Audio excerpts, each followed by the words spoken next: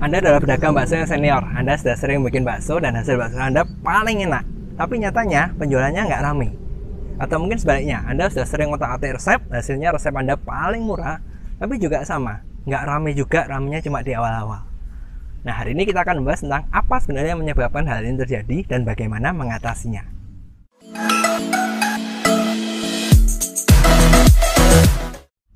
Hari ini saya nggak akan membahas tentang masalah tips, trik untuk membuat bakso atau resep, enggak. Saya akan membahas tentang strategi marketing, strategi penjualan. Nah, mungkin dari Anda sudah berpikir gini, ini dagang bakso aja ngapain bahas marketing segala? Itu kan untuk perusahaan, untuk kelasnya bisnis. Nah, saya hari ini membahas marketing karena tujuannya itu satu. Saya temui banyak orang itu yang gimana ya, sudah request ke kami, embro saja, kontak, minta resep ini gitu, kami bantu, hasilnya sudah selesai. Resepnya bagus, baksonya enak, mantep. Dan ketika ditester pun dikasihkan ke keluarganya, ke teman-temannya, hasilnya sama-sama ngomongnya enak. Akhirnya oke lah dia buka usaha bakso. Singkat cerita, waktu berjalan 2-3 bulan, akhirnya banyak dari mereka yang sudah punya resep yang bagus, hasilnya baksonya enak, akhirnya tutup. Bertahan cuma 1-2-3 bulan aja.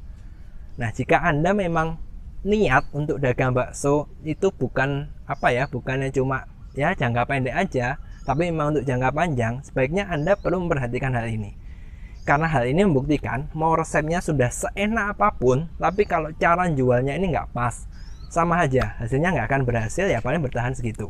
Padahal Anda mesti ingat kan, dalam langkah awal Anda bikin bakso, Anda itu sudah buang waktu, buang tenaga, dan buang duit untuk nyoba ini, nyoba itu, tester gini gitu, itu buang duit semua. Apa nggak sayang kalau sudah usaha 3 macam ini akhirnya 1-2 bulan tutup?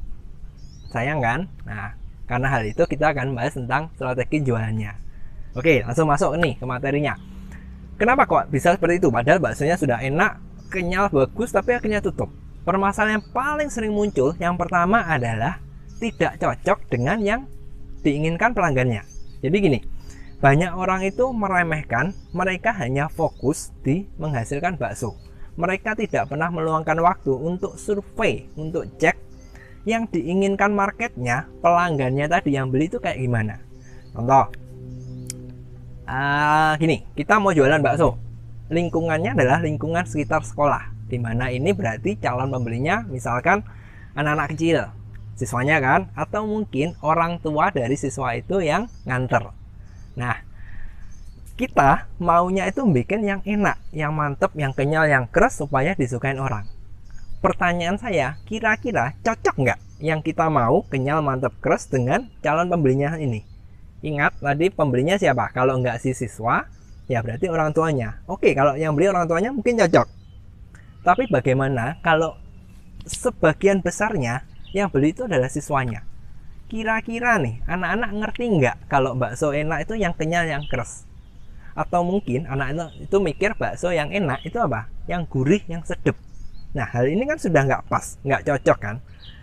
Jadi kalau kita bikin yang kayak tadi, yang enak, kenyal, keras, otomatis kan premium nih, harganya mahal. Anak-anak maunya yang murah, yang gurih, yang enak. Nggak ketemu. Ya akhirnya walaupun bakso kita seenak apapun, ya nggak laris, akhirnya kita nggak balik modal, tutup deh. Nah, contoh seperti ini tuh contoh yang membuktikan bahwa kalau kita tidak meluangkan waktu untuk survei yang diinginkan pelanggan apa, hasilnya gini.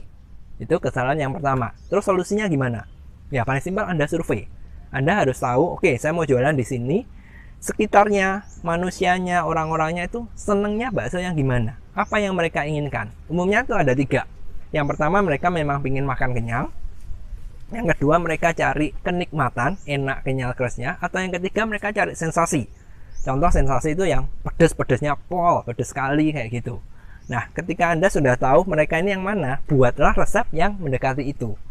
Jangan yang, oh ini maunya yang makan kenyang, Anda bikin resep yang premium, yang kenyal, kerasnya bagus, tapi akhirnya nggak kejangkau harganya. 10.000 dapatnya sedikit. Ya akhirnya tutup deh kayak gitu. Nah, itu yang pertama, survei kan. Yang kedua, kesalahan yang terjadi kedua adalah yang disurvei ini yang nggak pas. Oke, tadi saya bilang yang disurvei adalah lingkungan sekitarnya. Kebanyakan orang yang disurvei itu siapa? Bukan yang beli, bukan pelanggannya, tapi pedagang di sekitarnya. Banyak orang yang survei itu Di sana jualnya sekian, sana sekian, sana sekian, sana sekian. Berarti saya harus jual sekian. Padahal ingat, yang ngasih Anda duit, yang bayar, yang beli itu siapa? Kompetitor pedagang bakso Anda atau pelanggannya? Nah, jadi jangan sampai melakukan kesalahan kedua, yaitu salah surveinya. Yang harus disurvei, yang harus Anda cari tahu itu adalah mereka yang beli, mereka yang makan, mereka yang bayar. Oke, itu yang kedua. Yang ketiga, Anda sudah tahu marketnya kayak gimana, kepinginnya yang gimana, resep yang harus Anda bikin gimana. Yang ketiga, ketika Anda sudah selesai, Anda tester, standarnya itu harus sesuai dengan mereka yang akan beli. Nah, kebanyakan kan gini, kayak tadi saya cerita di awal, bikin resep bagus, enak, di testernya siapa? Dimakan sendiri dan dikasihkan keluarganya. Padahal selera tiap-tiap orang itu berbeda. Seharusnya kalau memang lingkungannya kayak contoh tadi di lingkungan SD, yang di tester, yang ditanyain, ini enak nggak, siapa? Calon pembelinya, misalkan ya anak-anak SD tadi, atau orang tuanya, dan sebagainya. Kenapa kok seperti ini? Karena kembali kan, selera orang itu beda. Mungkin standar Anda itu yang kenyal, keras itu yang sekian, tapi standarnya pelanggan Anda mungkin berbeda. Sehingga walaupun Anda berpikir baksoku ini sudah enak, sudah kenyal keras, belum tentu buat mereka ini dapat, mungkin masih kurang ditingkatkan lagi. Contohnya seperti itu. Jadi ada yang ketiga, Anda harus tes. Anda sudah selesai, Anda bikin testernya ke mereka, ke pelanggannya. Nah, 3 hal ini yang perlu. Karena kalau ketiga hal ini sudah beres, selanjutnya Anda baru bisa menentukan, oke, resep yang akan saya pakai seperti ini, harga jualnya yang sekian. Problemnya yang terakhir yang sering terjadi, sudah survei, sudah melakukan hal ini, itu akhirnya nggak ketemu. Nggak ketemunya apa? Contoh nih, misalkan cari yang susah aja, yang harus enak, kenyal, keras, tapi nyatanya duitnya nggak kejangkau, biayanya mahal. Nah, kalau sudah cara ini kan gampang. Anda bisa menggunakan bahan-bahan tambahan pangan yang bisa membantu untuk menurunkan harga. Contohnya apa? Ya, bisa meat replacer, atau mungkin Anda mix dagingnya lalu ditambahin WBS supaya keras dan sebagainya. Kalau sisi sebaliknya gimana? Misalkan, ini maunya yang makan kenyang, sehingga saya harus yang murah-murah tapi nggak terlalu murahan juga. Nah, kalau sudah murah-murah berarti perlu pakai yang daging yang ekstra murah, contohnya MDM. Tapi kalau MDM hasilnya kualitasnya jelek, kan kembali solusinya gampang. Anda tinggal pakai bahan-bahan tambahan pangan, contohnya ISP untuk ngikat supaya MDM-nya nggak gampang pecah, teksturnya lebih bagus dan sebagainya. Sehingga walaupun Anda sudah bikin yang murah sekali, orang bisa makan kenyang, secara rasa, secara kualitas itu masih bisa masuk.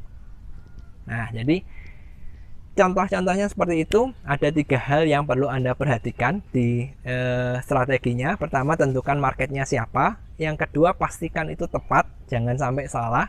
Surveinya juga jangan sampai salah. Dan yang ketiga, itu harus standarnya mereka yang disurvei. Dan kalau Anda kesusahan untuk misalkan ada lingkungan yang terlalu ekstrim, Anda susah, jangan khawatir, karena banyak resep, banyak bahan tambahan yang bisa membantu Anda untuk mengatasi hal seperti ini.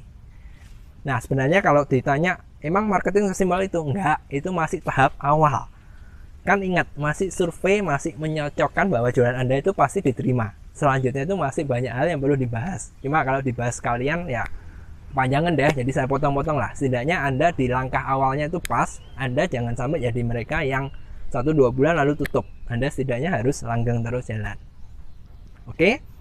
Dan ini mungkin di sini saja, sampai sini dulu. Jika Anda menyukai seperti ini, cek terus channel HM Pro saja, karena di sini kami akan membagikan berbagai macam tips, trik, teori, apapun itu yang bisa membantu Anda untuk melanggengkan usaha bakso Anda.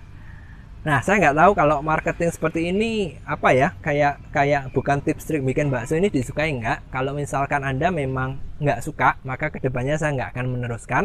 Tapi kalau Anda suka, tolong beri respon supaya kami juga tahu dan saya akan memikirkan yang selanjutnya. Oke, sampai di sini dulu hari ini dan sampai jumpa di materi yang selanjutnya.